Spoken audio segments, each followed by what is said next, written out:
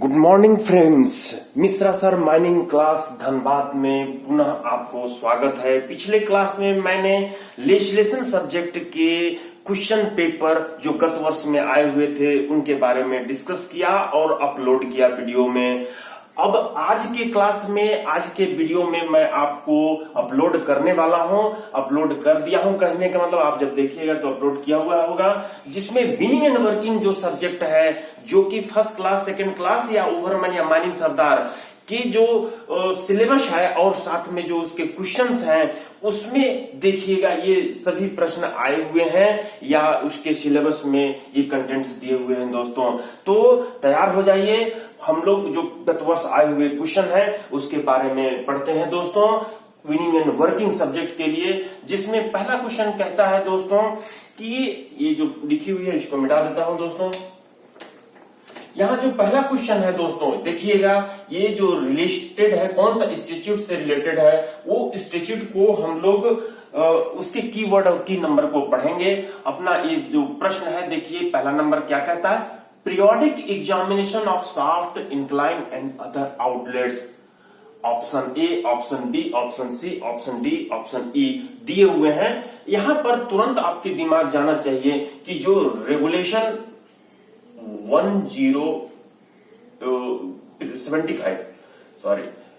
75 of CMR 2017, ये जो regulation है periodic examination of shaft, incline and other outlets, उसके बारे में पूछ रहा है। और वहीं से ये पूछता है कि जो ये आउटलेट्स हैं अंडरग्राउंड माइन के, शाफ्ट, इंक्लाइन या अन्य आउटलेट्स हैं, उनका पीरियोडिक एग्जामिनेशन किसके द्वारा किया जाता है और कितने दिन के इंटरवल में किया जाता है। तो इसमें जो पहला सब रेगुलेशन है वो कहता है कि एग्जामिन्ड बाय कौन सा, periodical examination of shaft, incline and other, examined bye ओवरमैन और अदर competent person, CP मतलब competent person, once in every 7 days, मतलब प्रत्येक 7 दिन में कम से कम एक बार की जाएगी। किसके द्वारा, ओवरमैन या अन्य कॉम्पिटेंट पर्सन के द्वारा। और ये जो इंस्पेक्शन करते हैं, एग्जामिनेशन करते हैं, जांच करते हैं, उसके बाद जांच की रिजल्ट को bound पेज्ड book kept for the purpose, यानी डायरी में उसको रिजल्ट को लिखते हैं और साइन करके डेट डालते हैं। अब यहां दूसरे रेगुलेशन में कहता है दोस्तों कि यदि माइन जो है मैकेनाइज्ड है यानी यांत्रिकृत है, तो मैकेनाइज्ड के केस में उसका इंस्पेक्शन कौन करेगा दोस्तों, इंजीनियर करेंगे, फोरमैन करेंगे, इलेक्ट्रिकल सुपरवाइजर करेंगे, या इंजीनियर द्वारा जो अथॉराइज किए हुए अन्य पर्सन रहते हैं वो आउटलेट्स यानी शाफ्ट, इंक्लाइन का एग्जामिनेशन करते हैं, जांच करते हैं। और जांच कितने दिन के अंतराल में करना है, प्रत्येक 7 दिन में कम से कम एक बार, 2 बार भी कर सकते हैं, 3 बार भी कर सकते हैं, लेकिन कम से कम एक बार करना है। और जांच जो करते हैं, जो व्यक्ति जांच करते हैं, वो अपने जांच के रिजल्ट को वही डायरी में bound page book kept for the purpose में रिकॉर्ड करते हैं, साइन करके डेट डालते हैं।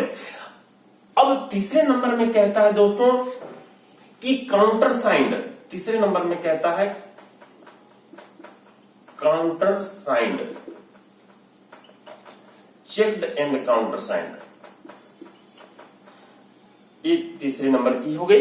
यानी जो सब रेगुलेशन 1-2 के तहत एग्जामिनेशन हम शाफ्ट का, इंक्लाइन का या अन्य आउटलेट्स का करते हैं और उसका रिजल्ट को रिकॉर्ड करते हैं, तो वो चेक किसके द्वारा किया जाता है और क्या करना है चेक करने के बाद, तो चेक करते हैं कौन, engineer, ENGR, engineer and MGR यानी मैनेजर, ईएनजी मतलब इंजीनियर और मैनेजर द्वारा उसको चेक किया जाता है और चेक करने के बाद उनके द्वारा काउंटर साइन किया जाता है, मतलब दस्तखत करके साइन करेंगे। तो ये हो गई तीसरी सब रेगुलेशन। चौथी सब रेगुलेशन कहते हैं कि इफ फाउंड अनसेफ या नॉट सेफ, यदि वो आउटलेट्स शाफ्ट या इंक्लाइन जांच के दौरान असुरक्षित पाई जाती है तो उस शाफ्ट का उपयोग केवल एयरवेज के लिए किया जाएगा, हवा के आने जाने के लिए ही उपयोग में लाया जाएगा, इसके अलावा और किसी काम में नहीं लाया जाएगा जब तक कि उसकी जो अनसेफ कंडीशन है उसको दूर न कर लिया जाए, उसकी जो असुरक्षित स्थिति हो उसको सुरक्षित कर न लिया जाए, तब तक उसको उपयोग में नहीं लाया जाएगा। दोस्तों ये है रेगुलेशन 75 ऑफ सीएमआर 2017 दोस्तों 2017, जिसकी चर्चा हमने किया, जो कि क्वेश्चन नंबर 1 से रिलेटेड है। क्या दोस्तों क्या लगता है ये प्रश्न आपके एग्जामिनेशन में फिर से रिपीट हो सकती है? इन्हीं 4 जो सब रेगुलेशन है उससे दोस्तों आपको अगर क्लिक लेना होगा दोस्तों तो ये कीवर्ड और की नंबर का आप क्लिक ले सकते हैं दोस्तों।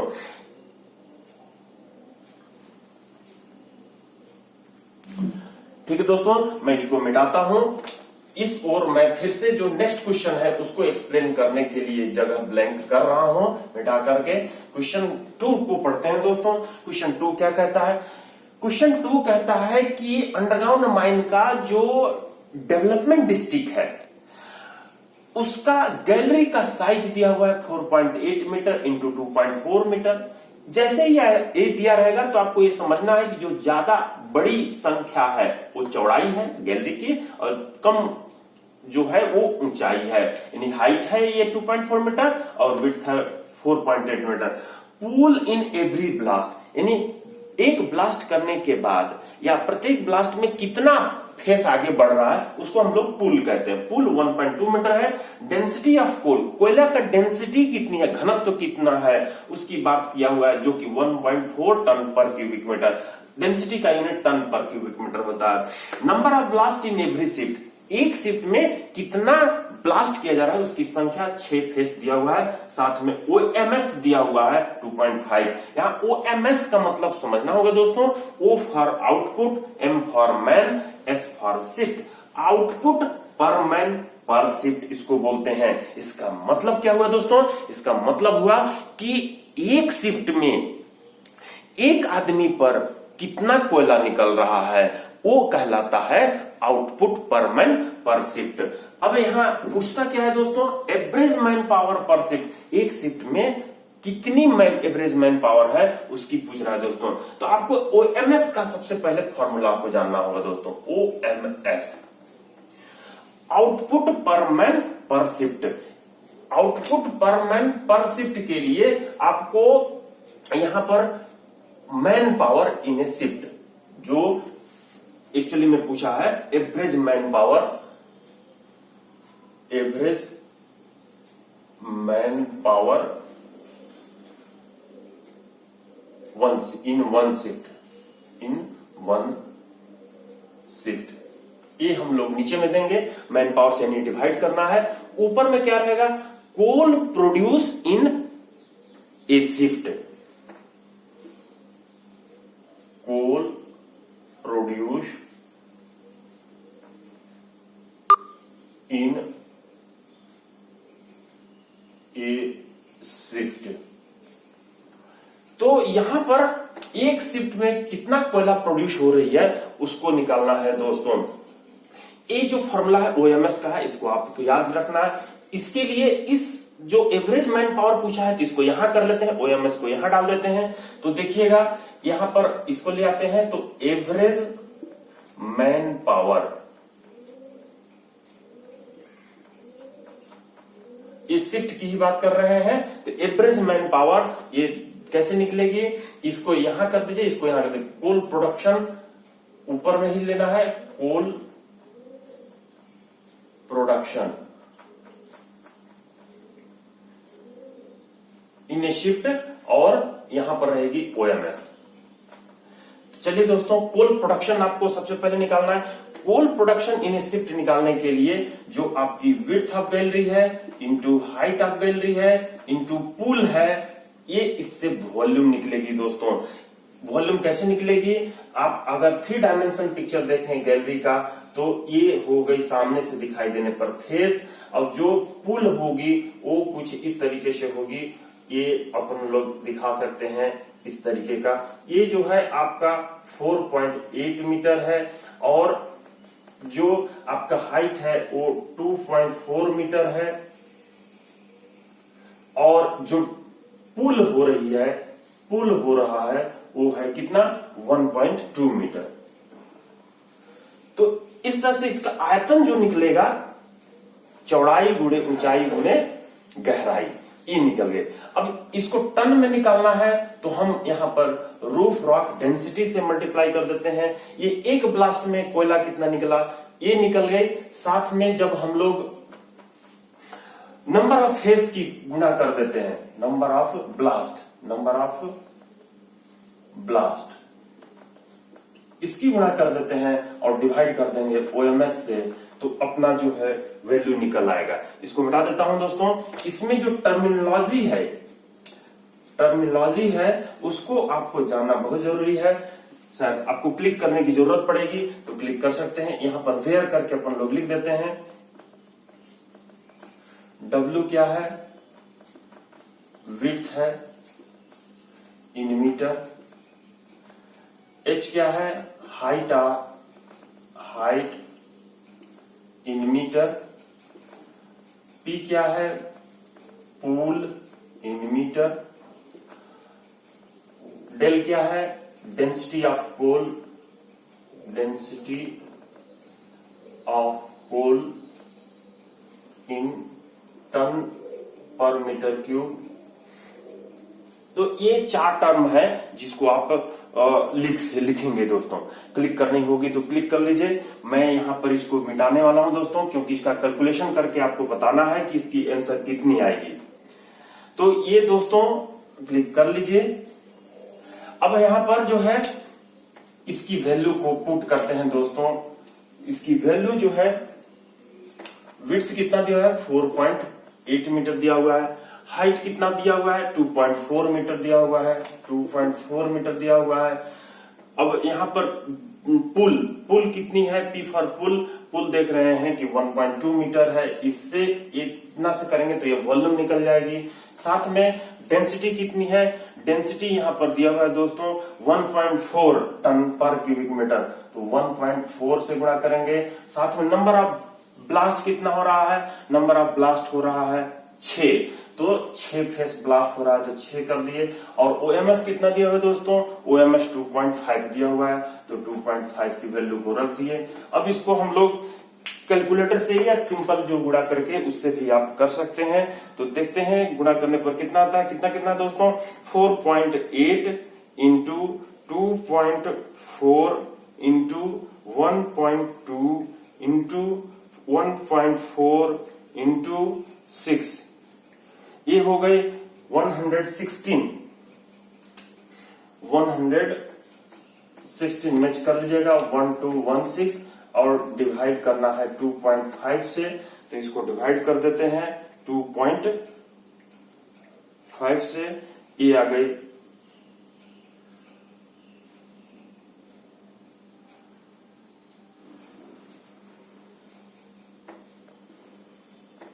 46.448। तो यहां पर आप देखिएगा कि ये जो वैल्यू है, जो कि एवरेज मैन पावर जो पूछा है वो कितनी है ऑप्शन में। तो ऑप्शन में दिया हुआ है, ए ऑप्शन में 46 से 47, बी में और कुछ दिया है, सी में और कुछ दिया है, डी में और कुछ दिया है, ई में और कुछ दिया है। तो आप देख सकते हैं कि कैलकुलेशन करने से आपको 46 से 47 के बीच में आ रहा है। तो आप जो है इस ई नंबर को आप टिक लगाकर आंसर अपना दे सकते हैं। अब इसी तरीका का प्रश्न मूवरमैन में भी पूछेगी यहाँ तक कि सेकंड क्लास का जो विनिंग एंड वर्किंग सब्जेक्ट है उसमें भी पूछेगी दोस्तों।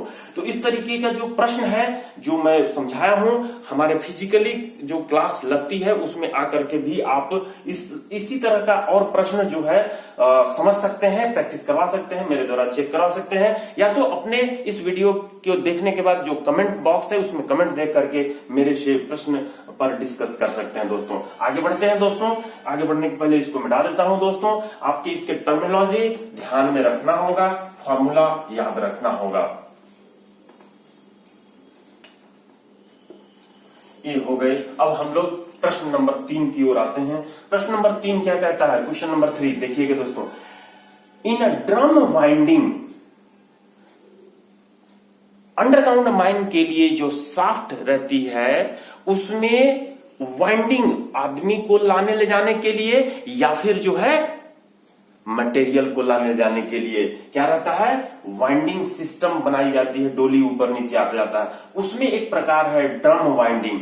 ड्रम वाइंडिंग की बात कर रहा है कि ड्रम वाइंडिंग में ओवर वाइंडिंग और ओवर स्पीडिंग, यानी कि अपनी जगह पर जहां डोली को रुकनी है उस जगह न रुक करके ज्यादा ऊपर उठ जाती है, या फिर जो पीट बॉटम पर डोली रुकती है वो हार्ड लैंडिंग होती है।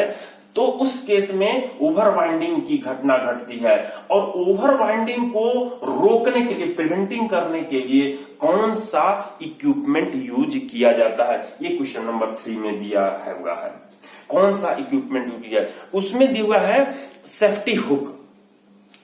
सेफ्टी हुक दोस्तों, ये जो सस्पेंशन गियर रहती है, जो हमारा वाइंडिंग रोप रहता है उसके नीचे रोप केबल रहती है, रोप केबल के नीचे डी लिंक रहती है, डी लिंक के नीचे सेफ्टी हुक रहती है, सेफ्टी हुक के नीचे फिर से डी लिंक रहती है और डी लिंक के नीचे केज चेन रहता है और केज चेन के नीचे केज रहती है। ये पूरा जो सिस्टम है वो सस्पेंशन गियर कहलाता है दोस्तों। इसमें जो आपका सेफ्टी हुक है वो सेफ्टी हुक ओवर वाइंडिंग के बाद, यानी कि तब ओवर वाइंडिंग के बाद ये लोगों को सुरक्षित रखने के लिए, डोली के अंदर सुरक्षित रखने के लिए काम करती है। ओवर वाइंडिंग के बाद ये जो इसके फिन होते हैं, कान होते हैं, वो बेल प्लेट होती है, ऊपर में हेड गियर में बेल प्लेट लगी होती है जिसमें होल होता है। होल के अंदर इसका 2/3 पोर्शन जाता है और 1/3 पोर्शन जैसे ही पार होने वाली रहती है, ऊपर होने वाली रहती है, तो वो बेल प्लेट के एज से, किनारे से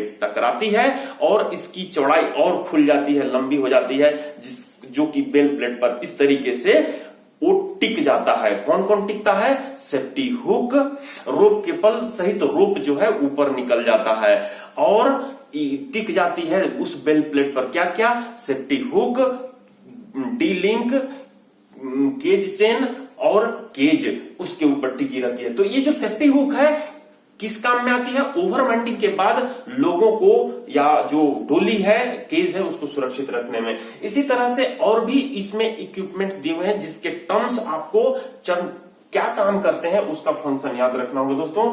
लेकिन यहां पर जो लिली कंट्रोलर है, लिली कंट्रोलर ही जो है ओवर वाइंडिंग को रोकती है या ओवर स्पीडिंग को रोकती है दोस्तों। तो यहां पर जो हमारी जो अन्य क्लासेस, आगे की क्लासेस होगी या माइंड मशीनरी जो सब्जेक्ट पढ़ेंगे या अपलोड होगी, उसमें इसका और डिटेल्स डाला हुआ रहेगा दोस्तों। तो ये लिली कंट्रोलर याद रखिएगा, ओवर वाइंडिंग और ओवर स्पीडिंग को रोकने के काम आती है। अब यहां देखिएगा दोस्तों, क्वेश्चन नंबर 4 में आते हैं। क्वेश्चन नंबर 4 क्या कहता है दोस्तों? In manual open cast working, manual open cast working में एक मेजरमेंटिंग के लिए पिलर छोड़ी जाती है दोस्तों। जब आप ओपन कास्ट चलाते हैं और भी मैनुअल ओपन कास्ट चलाते हैं तो जो खुदाई की जाती है उस खुदाई में जगह जगह पर मेजरमेंटिंग के लिए पिलर छोड़ी जाती है, जिसका अगर आप पिक्चर देखना चाहेंगे तो ये इस तरीके का रहता है, ये इस तरीके का रहता है। तो ये मेजरमेंटिंग के लिए जो पिलर छोड़ी जाती है, ये इसकी साइज के बारे में पूछ रहा है दोस्तों कि इसका साइज क्या रहता है। आपको मेन है कि इसकी साइज याद रखना है। मेजरमेंटिंग पिलर है, ये क्या है? मेजरमेंटिंग पिलर बोलते हैं, कितना हाइट खुदाया, कितना गहराई खुदाया, उसको नापने के लिए मेजरमेंटिंग पिलर बीच बीच में छोड़ा जाता है। तो इसमें जो coal mines regulation 105 of CMR 2017, इसके जो सब रेगुलेशन है दोस्तों वो आपको याद रखना होगा। उसके एवरी पॉइंट की चर्चा कीवर्ड और की नंबर के रूप में अभी हम लोग करने वाले हैं दोस्तों। यहां पर तो जो पूछी हुई है वो मेजरमेंटिंग पिलर के साइज के बारे में पूछी है, लेकिन इसके अलावा जो भी सब रेगुलेशन है उनके कीवर्ड और की नंबर को याद रखेंगे।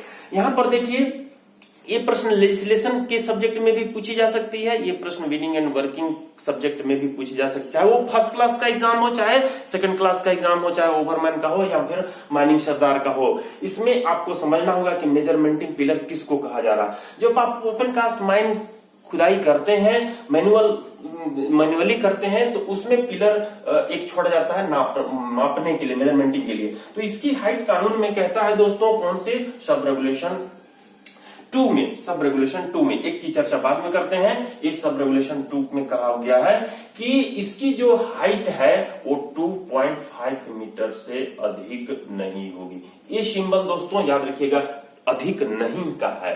इसकी जो टोटल हाइट है वो 2.5 मीटर से कभी भी अधिक नहीं होगी।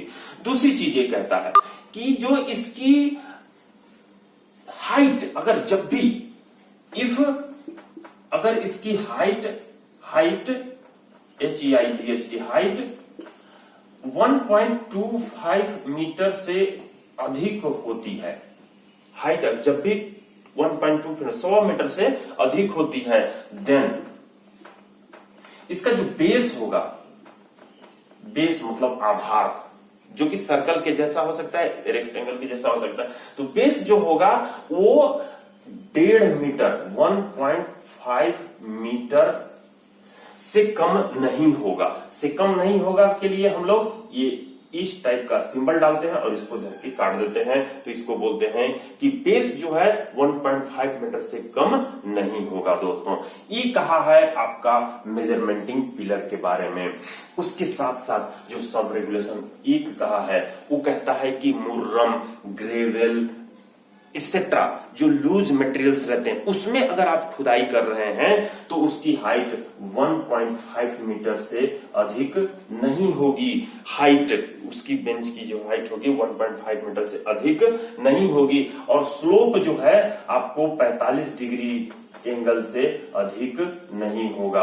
1.5 मीटर से अधिक नहीं होगी और 45 डिग्री से अधिक नहीं होगी। सब रेगुलेशन 1 और सब रेगुलेशन 1 का ही 1 है और 1 का 2 है। यहां पर जो 2 नंबर तो चर्चा कर लिए। 3 नंबर कहता है कि कोयले के बेंच में यदि आप खुदाई कर रहे हैं तो कोयले के बेंच के लिए फॉर कोल बेंच जो इसकी हाइट होगी वो 3 मीटर से अधिक नहीं होगी। 3 मीटर से अधिक नहीं होगी। और स्लोप जो है ये हाइट की बात हो गया, और स्लोप जो है स्लोप